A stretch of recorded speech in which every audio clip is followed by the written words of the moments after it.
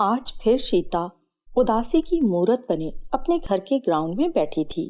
ठंडी मीठी हवा चल रही थी।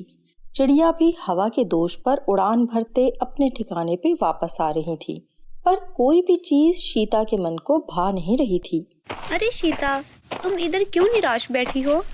मैं छत पे तुम्हारा इंतजार कर रही थी। जानवी प्यार से सीता को देखकर बोली। यार जानवी, मेरी बात पे कोई भी विश्वास नहीं करता। सीता ने मुंह लटकाकर जवाब दिया। तुम आज फिर इसी बात को लेकर निराश हो रही हो? जानवी ने पूछा। हाँ, क्योंकि मैं सच कहती हूँ, परंतु कोई मेरी बात मानता ही नहीं। क्या तुम भी मुझ पर विश्वास नहीं करती जानवी? नहीं सीता, मुझे तुम पे पूरा विश्वास है। बस मैं चाहती हूँ कि तुम दूसरों की वजह से निराश होना छोड़ दो। जानवी मोहब्बत से बोली। सीता एक सुंदर लड़की थी, जिसके पिता कुमार सिंह एक वकील और माँ हाउसवाइफ थी। सीता को बचपन से ही हवा, परिंदों की तरह हवा में उड़ने का बहुत शौक था। उसकी इच्छा थी कि वो हवा में उड़कर आसमान के उस ओर क्या है जान ले। वो अक्सर सपने में देखा करती थी कि वो परियों के संग आसमान की सैर कर रही है। जब वो अपना ये सपना दूसरों को बताती तो सब हंसने लगते थे। हाँ, तुम ठीक कहती हो। मुझे दूसरों के कारण अपना मन बुरा नहीं करना चाहिए।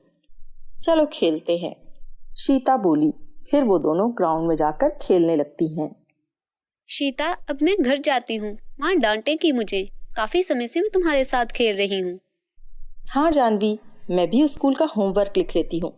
दोनों एक दूसरे को कहकर चल देती हैं। सीता, अरे ओ सीता, कहाँ हो? तुम्हारे पिता आ गए हैं। जल्दी आओ, मेरा आइसक्रीम खाने का मूड बन रहा है। इस तरह थोड़ी आउटिंग भी हो जाएगी। सीता की माँ आवाज लगाती है। धन्यवाद पिताजी। धन्यवाद मेरी परी। सीता कमरे से निकल कर आती है तो अपने पिता से कहती है। चलो चलते हैं, अगर बाप बेटी का प्यार पूरा हो चुका तो। सीता की माँ बोली। हाँ, तुम तो जलती ही रहना हम बाप बेटी के प्यार से। कुमार सिंह ने कहा और हंसते हुए सब गाड़ी में सवार होकर चल दिए। पिताजी, सपने सच भी होते हैं या बस सपने सपने ही रहते हैं? सीता ने अपने पिताजी से सवाल किया। सपने सच भी होते हैं मेरी परी, पर हमेशा नहीं, कभी कभी। सच पिताजी? हाँ सच। इसका मतलब है मेरा सपना जरूर पूरा होगा। हाँ बिल्कुल, भगवान करेगा तो मेरी परी का सपना जरूर पूरा होगा। हाँ, बस इन बाप बेटी को तो परवाह ही नहीं, इनके अलावा भी कोई गाड़ी में है। मेरी प्यारी माँ, मैं आपको कैसे भूल सकती हूँ? आपके कारण ही तो मुझे जीवन मिला है। हाँ हाँ, बस जानती हूँ मैं, अब मक्खन लगा रही हो। चलो माँ, दुकान आ गई है, अब आइसक्रीम खाते हैं। वो सब आइसक्रीम खाते हैं और वापस आते समय रात हो जाती है। घर पहुंचकर सब अपने अपने कमरे में सोने चले जाते हैं। सीता, आज तुम्हें आसमान पे सैर करवाई जाएगी, मगर इसके लिए हमारी एक शर्त है। एक परी सीता के कमरे में आती है और अपनी छड़ी घुमाते हुए कहती है। कैसी शर्त? मैं आपकी सारी शर्तें मानने को तैयार हूँ, बस मुझे आसमान की सैर करवा दें लाजमी। सीता जल्दी से कहती है। अच्छा ठीक है, मेरे हाथ पे अपना हाथ रखो और मेरा हाथ मजबूती से थाम लो। सीता परी के हाथ पर हाथ रखती है। परी कोई मंत्र पढ़ती है और वो दोनों हवा में उड़ने लगती हैं। हवा के दोष पे लहराते हुए वो आसमानों पे पहुंच जाती हैं। आसमान पर पहुंचकर सीता बहुत हैरान हो जाती है। वहाँ बहुत सी परियां पहले से लाइन बनाकर खड़ी होती हैं। आपका स्वागत है सीता शहजादी। सीता अपना नाम परियों के मुंह से सुनकर बहुत खुश होती है और कहती है। आप सब मेरा नाम कैसे जानते हैं? हम इस धरती पे रहने वाले सब लोगों के नाम जानती हैं, मगर हम उन लोगों को यहाँ बुलाती हैं जो अच्छे दिल के मालिक होते हैं। उनमें से एक परी, जिसने लाल रंग का सूट पहन रखा होता है, मुस्कुराते हुए कहती है। मैं अच्छी लड़की हूँ। हाँ, तुम्हारी अच्छाई के कारण हमने तुम्हें यहाँ बुलाया है, ताकि तुम्हारे जिम्मे एक काम लगा सकें और तुम्हारा सपना भी पूरा कर सकें। अच्छा, फिर वो शर्त कौन सी है जिसके कारण आप मुझे आसमान की सैर करवाएंगी? वो शर्त ये है कि तुम हमेशा गरीबों की मदद करोगी और किसी को इसकी सूरत के कारण जज नहीं करोगी। ठीक है सुंदर परियों, मैं हमेशा इस पर अमल करूंगी ताकि मैं जीवन में आपसे दोबारा मुलाकात कर सकूं। मैं कर सकूंगी ना?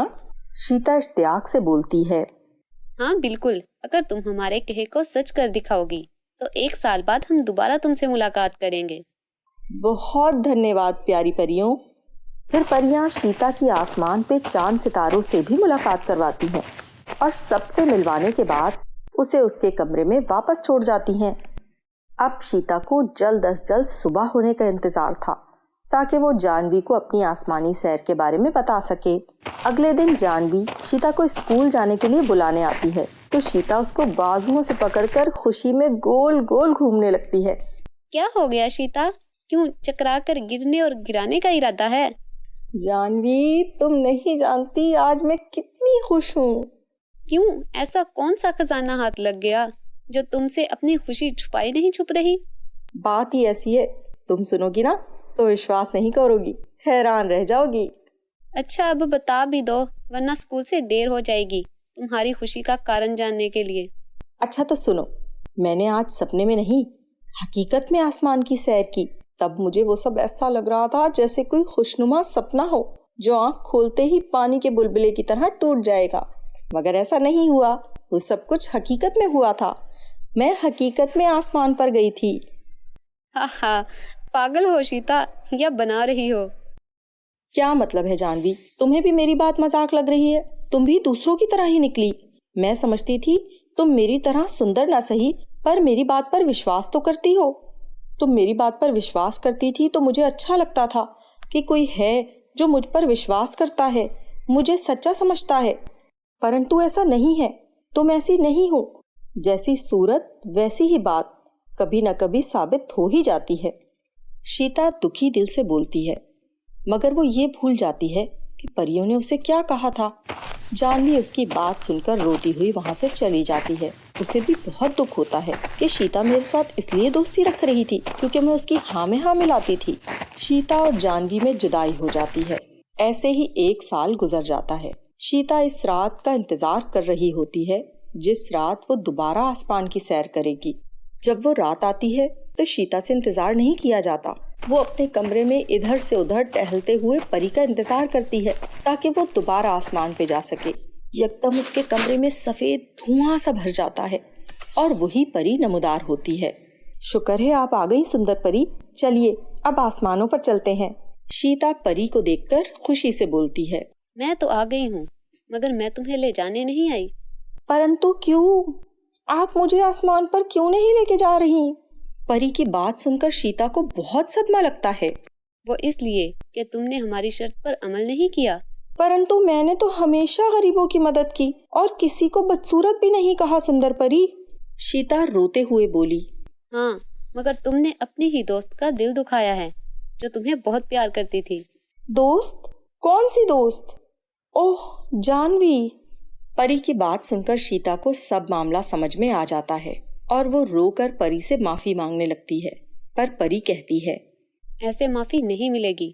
तुम जाकर जानवी से माफी मांगो और इस बार आसमान पे भी नहीं जा सकोगी। ये तुम्हारी सजा है। 1 साल तक तुम्हें अच्छी तरह अंदाजा हो जाएगा, किसी का दिल नहीं दुखाना चाहिए। शीता बहुत रोती गिड़गिड़ाती है, परंतु परी वहां से गायब हो जाती है। अब शीता ऐसा ना करने का पक्का इरादा कर लेती है।